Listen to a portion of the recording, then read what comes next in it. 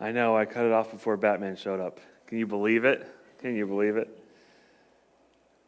That scene has stuck in my head since the day I saw that movie. Does it depress you? No, to know how really alone you are.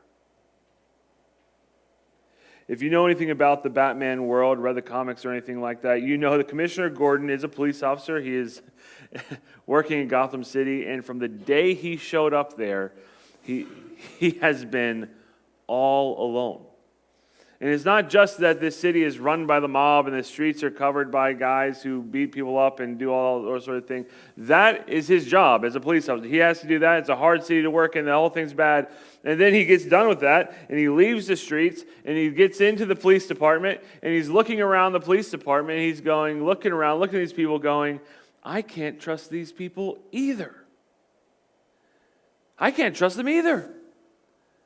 And he's sitting there, and one day he finds out that looks at himself face to face with the Joker, this person they've been chasing around, and the Joker asks him this question I'm sure he's asked himself 1,000 times on the car ride home after a long day of working against the mob and having to try to work with his team that's also working against him, and everything's bad, and he probably asked himself the same question a lot of times. Does it just depress you to know how alone you really are? And by the way, if you know, that's why he works with Batman, not because police officers love vigilante guys en masse, but because he has no one else to work with. He is completely alone. And I think if we're being honest, I think if we were all being honest with ourselves and with our attempts to live our Christian lives and our attempts to follow after God, I think we would sometimes sit down and just answer the Joker's question, yeah, it's kind of depressing to just be all alone in this pursuit. It's kind of a bummer to be the only one trying to stick it out when everyone else just seems to do whatever they want to do. And it makes us go, why don't we just stop? Why don't we just give up? The people of Israel, we are in our series Old School, and the people of Israel are in the Promised Land. They're where God wants them to be. They're living in the land, and they're finding themselves asking themselves this question, isn't it kind of depressing to know how alone we are? And they begin to think and they begin to want to make changes. And this is a story that's fascinating in 1 Samuel chapter 8. It's a fascinating read because it moves so fast. It's like nothing's going on, and then this ball starts rolling, and there's nothing anybody's going to do to stop it. Like it's fast moving. And so here's what happens. When Samuel, they're being led by Samuel, who's a prophet, he's a judge. He's been doing a great job, but he's getting old, and he can't do it for forever. And so it says this, when Samuel grew old, he appointed his sons to be leaders in Israel. Which is new, by the way. The Judges never did that. In the book of Judges, God would raise up a judge for a specific time, and he would lead, and then he would just kind of go away, and then when a new one was needed, they'd show up. But then Samuel comes along, and he's still kind of a judge, he's kind of a prophet, and he's straddling both jobs, and he's appointing his sons to be leaders. And the firstborn was named Joel, and the other was named Abijah. And they served in Beersheba. But his sons did not follow his ways. Samuel was good. The people could trust in Samuel. Old Samuel's going to do what old Samuel's supposed to do. But his boys, I don't know about those boys. They turned aside after dishonest gain. They accepted bribes. And they perverted justice. Isn't that funny? You notice that last line that they perverted justice? Like, wouldn't it be enough to say, hey, they accepted bribes. We get it. Like, we get it. It's bad. They accept bribes. That's bad. Why they have to add this other thing is because they were judges. The only reason the judges in the book of Judges ever got the name judge, as far as I can tell, is because they were there to bring about justice for the people of Israel. They were not in the court of law. They did not have a gavel. They didn't have a robe. They were warriors. They were military leaders that set their people free from captives, and they would bring about justice. And yet these guys come along and they pervert justice. And the people don't like it. And so all the elders of Israel gathered together, and they came to Samuel at Ramah. And they said to him, "You're old, and your sons do not follow your ways. Now, appoint a king to lead us, such as all the other nations have. These people go, listen, your kids aren't good. They're not going to be good leaders. We don't want them to be our leaders. You should have made them our leaders, and we're not going to follow them. And so here's what I want. I want you to give us a king so that king will keep us on track. Now, here's what's fascinating about this situation, right? All the people gather around, all the people show up and they say, hey, we have a moral objection to what your sons are doing. We have a moral problem with what's happening. They are not living up morally. They are not doing what's right. They have not followed your ways. They have not followed God's ways. But here's what's fascinating. Last time I checked, no one else was either. You remember what we talked about last week in the time the judges ruled? Here's a line that the book of Judges tells us. It says this: in those days, Israel had no king, and everyone did as they saw fit. What does that mean? They're all just choosing what to do willy-nilly. They're all acting like these two boys. They're all acting like these guys. The only difference is these two guys got caught. These two guys had public sin. These two guys, everybody knew about it, and the people could get them because of it.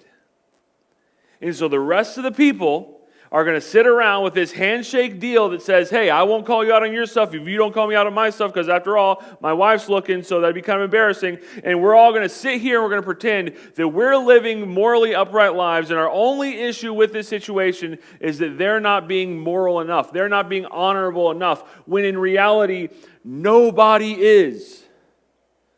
None of them are. They're all rebellious. They all just run wild all the time. And do you know who's the first person to pick up on this? It's kind of a trick question. Anybody would guess? God. Yeah. You're kicking yourself now, aren't you? You're like, I should have just said God. I knew I'm in church after all. God's the one that picks up on this. You ready? Listen to what God says. They say, hey, we don't want your boys. Samuel feels it. The people go, we're rejecting your sons because we don't think they're good leaders. Samuel hears it. He thinks they're rejecting him. They think his leadership was not a good thing. And then God comes along and says this. When they said, give us a king to lead us, it displeased Samuel, so he prayed to the Lord. And the Lord told him, listen to what all the people are saying. It is not you they have rejected, but they have rejected me as their king. And they would love to sit there all day and all night and pretend that no, we just want upright people. No. We're just trying to do the right thing here. And in reality, God's looking straight through all of it. He's going, no, you're actually rejecting me. You have rejected me. Translation, don't kid yourselves. Don't kid yourselves. Don't sit around and pretend you're all high and mighty when in reality everyone's just doing what's right in their own eyes. Be honest with yourself. And this is something that's fascinating. And so there's something about us humans, we just do this all the time. And I don't get it. But I do it myself and you do it. We think it'll work and God never blesses it. We'll hear something in the Bible, we'll read something, God will understand some part of Christian morality, and we'll just go, that doesn't really work for me. I don't really like that. That doesn't work. That doesn't match up with my wisdom, so I'm going to do something else. I'm going to ignore this, and I'm going to go do this. And then we turn around and we pretend that very choice is like some sort of act of godly wisdom. We go, well, I was praying and fasting, and I decided to ignore God. And the reality is God's going, no, you weren't praying, you weren't fasting, you weren't seeking wisdom, you weren't doing that, you rejected me. And here's a question we can ask ourselves. What are some areas in our lives that we dress up as frustrations with other people that in reality, deep down, are just us rebelling against God? And we just think that thing right there is just a good chance for us to get the upper hand. Because if we ask those questions of ourselves and we figure it out, we can do something the Bible teaches us to do, which is we can start learning to focus more on our sins than the sins of others. And we can start letting God do serious heart spiritual work in our lives. Otherwise, we're going to be running from one thing to the next, to the next, to the next, and we'll be rejecting God at every turn. And He'll never bless it. He'll never bless it. And this is what God says, and this is crazy. I'm just going to read this whole next section real quick, all right? Now listen to them. God's going, give them what they want, but warn them. Warn them solemnly so then let them know what the king will reign over them will be like and what he will claim as his rights. Now I want you to just take a moment. I'm going to read through this and just take note of the amount of times you will hear these words. He will take. Samuel told all the words the Lord had said to the people who were asking him for a king, and he said, this is what the king who will reign over you will claim as his rights.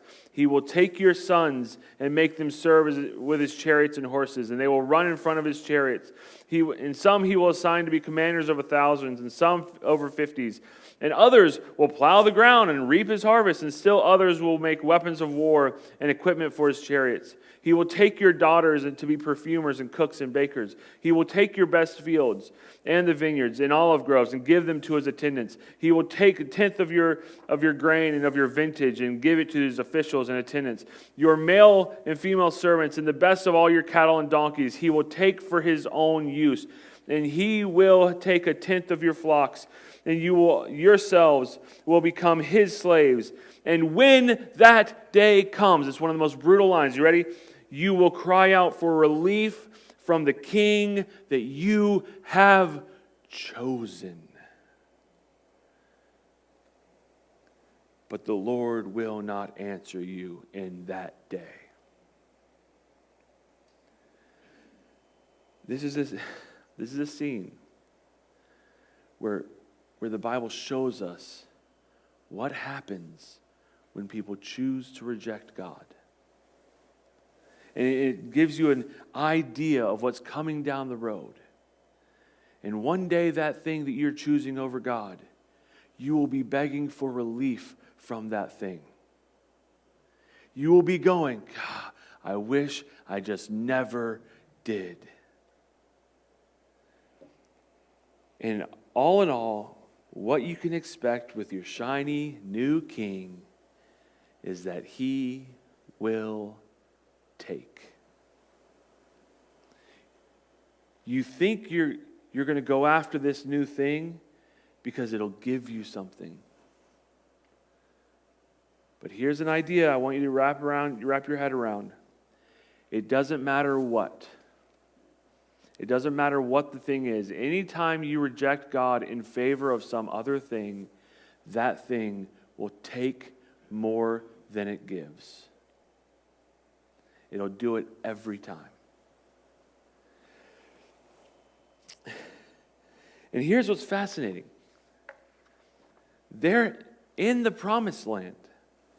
They're a nation of people who have a God over them, who has up to this point in their lives done nothing but give. They're in a land that was promised to them for no reason other than the fact that he loved their ancestors and said, I'm going to make a great nation out of you. And they're in a land they didn't win on their own, that God won it for them. And they're in cities and buildings and homes that they did not build. And they eat from vineyards and orchards that they did not plant. These were all there when they got here because God gave it to them. And they're sitting there going, if only we had a king who could come give us some stuff. And God's going, I'm the only thing in the universe that gives just because.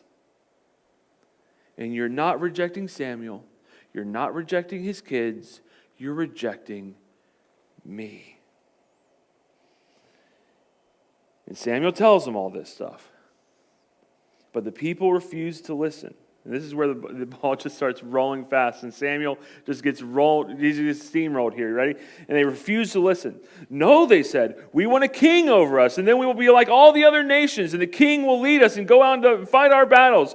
And when Samuel heard all this, he said to the people, he repeated it to the Lord, and the Lord answered, listen to them, give them a king. And then Samuel said to all the Israelites, everybody, go to your own towns. He got his dad voice out and everything.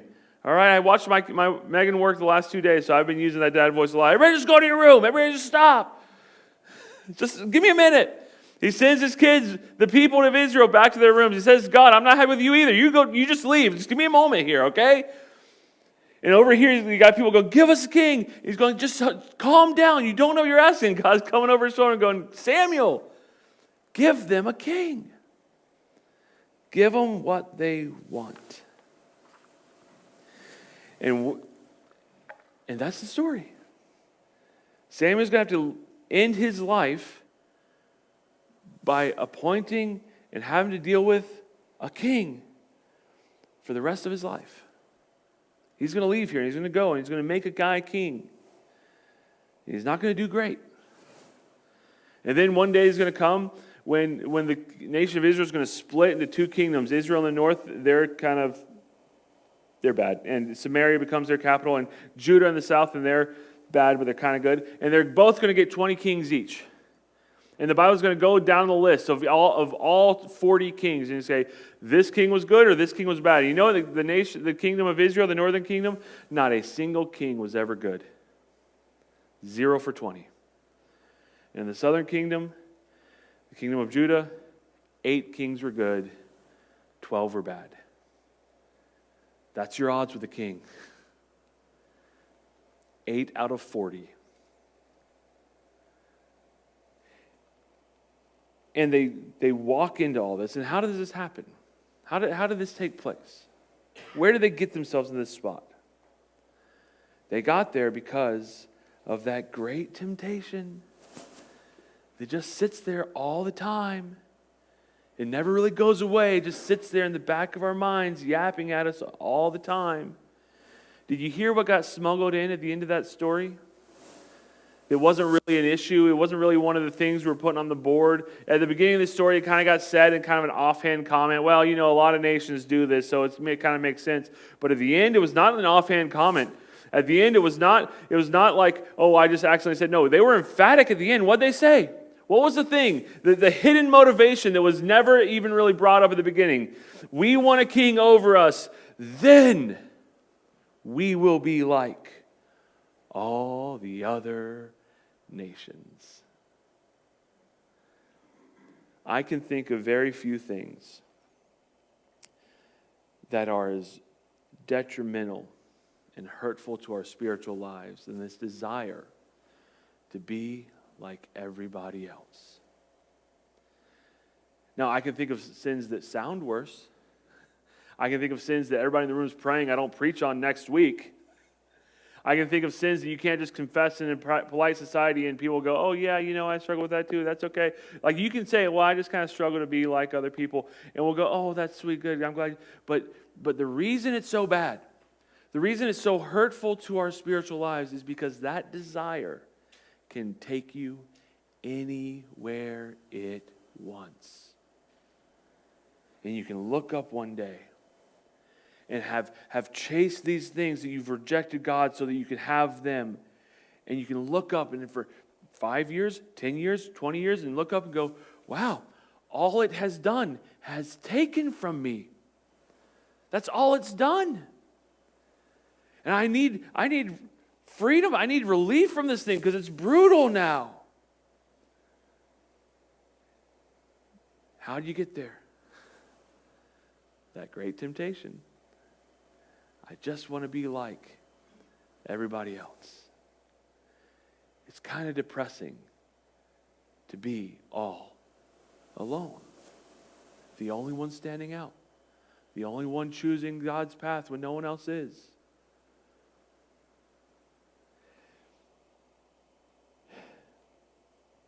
There's an idea that I hope you grew up with. I grew up with it. And if you did not grow up with this, I hope you've put this in your family. The idea is this. Kids show up to their parents and they say, well, everybody else is doing it. And what do the parents say? What's your answer? You learned it from your mom, I learned it from my mom. What's the answer?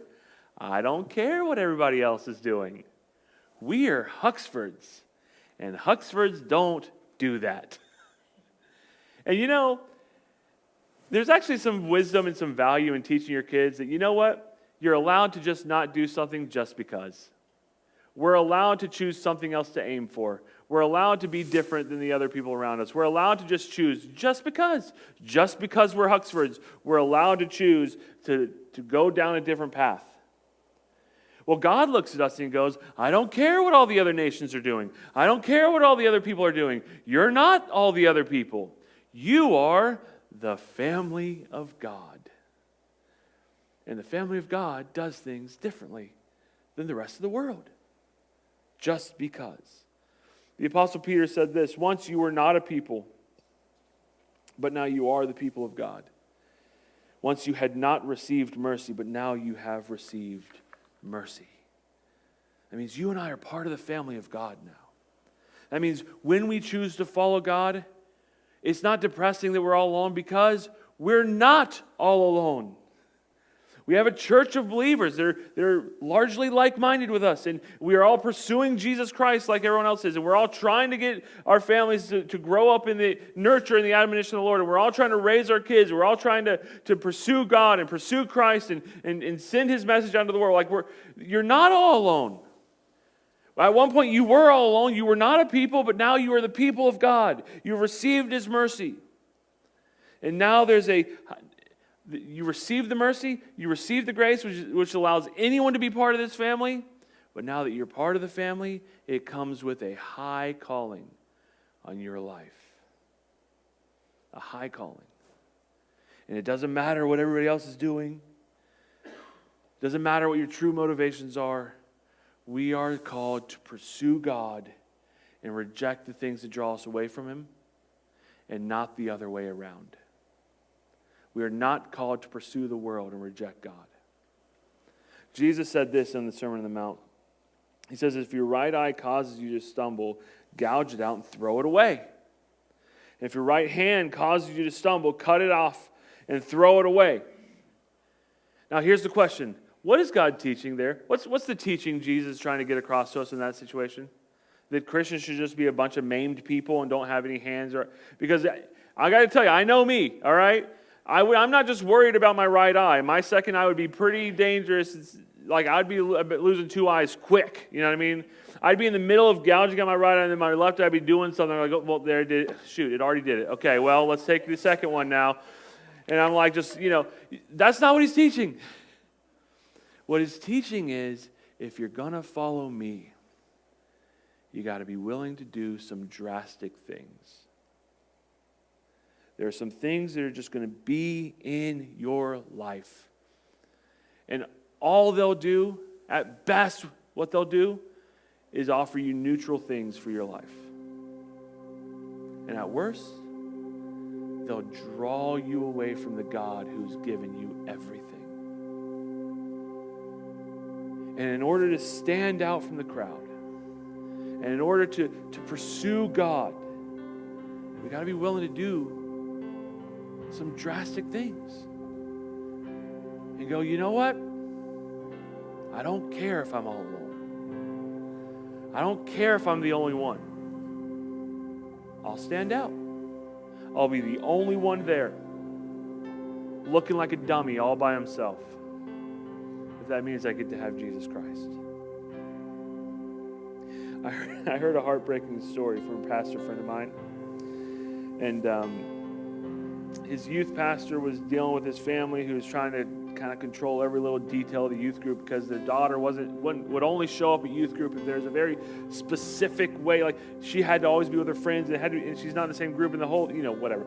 And eventually he kind of goes, they used to be a deeply connected people at our church, and then they kind of disappeared for a little bit. And now they're back and they're trying to finagle things and fix these things. And when I heard that story, you know what I heard? Unfortunately, I don't know these people, so I don't have to worry about offending anybody's opinions. This is kind of like a Bible college word problem. Remember word problems from, it's just math, but they have a little story in there that confuses you. You know what happened to that family? They thought the middle school years didn't count. They're like, oh, we'll just take 5 years off.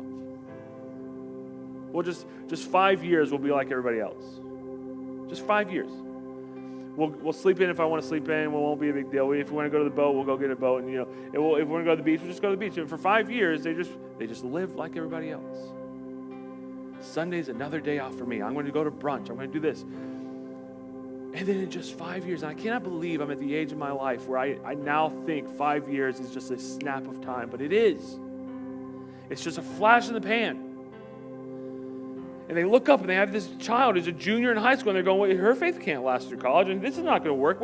She's acting like everybody else in her school. What's going on? And they're going, we got to get her back in school. We got to get these things, and they're trying to control all the things so they can figure out. And the problem was, they just thought the middle school years didn't count. They thought they could just turn away from God for 5 years and not really care about it, and everything would be fine, and it wasn't. And the thing we have to remind ourselves as we go through this life is, this isn't a game. This isn't a thing where we just kind of, oh, I'll do this if I want to and don't do it. No, things are on the line, man. I'll tell you, the thing that's top 5 most valuable thing in my life is the faith of my parents. This is not a game. You're a dad. You're the leader of your house. You're a mom. You're a couple trying to raise these kids. And every year counts. And every day counts. And if you're the only one saying no to the things of the world so you can have a better relationship with God, then do it. Because everything else in this world wants to take. But we have a God who gives. Jesus Christ says, no one takes my life from me, but I lay it down of my own accord. And there is no greater love to be found anywhere on the earth than for a man to lay down his life for his friends.